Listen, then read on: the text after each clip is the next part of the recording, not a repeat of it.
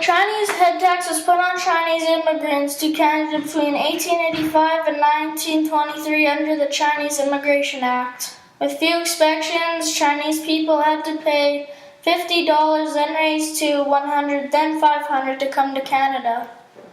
Sir John A. Macdonald placed the tax to resist Chinese from coming to Canada. More than 15,000 Chinese laborers arrived from 1881 to 1885 for construction of the CPR.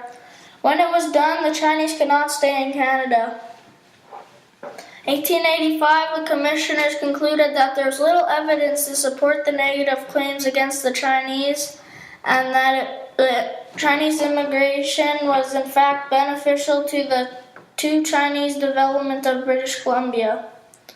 The Canadian government quickly enacted the Chinese immigrants on July 20, 1885, which included a $50 head tax. Based on the findings of the Royal Commission, the average Chinese laborer earned $300 a year and saved a modest of $43 after living expenses.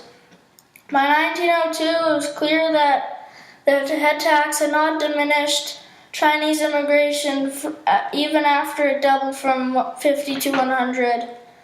A second inquiry of the Royal Commission on the Chinese and Japanese immigration recommended that the head tax had to be increased to $500.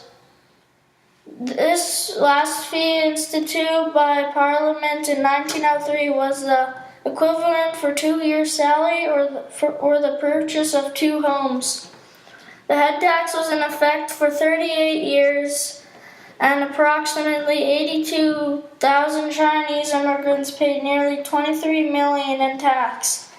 In 1906, Newfoundland, still in British colony, passed the Act respecting the immigration of Chinese people, commonly known as the Chinese Immigration Act, which introduced a $300 head tax. It relates to the Charter of Rights and Freedoms because the head tax abused the Chinese because they did not get to travel without paying like everyone else. If the charter existed, they did not have to pay and they could go to Canada like everyone else. They could also come and leave when they wanted if the charter existed.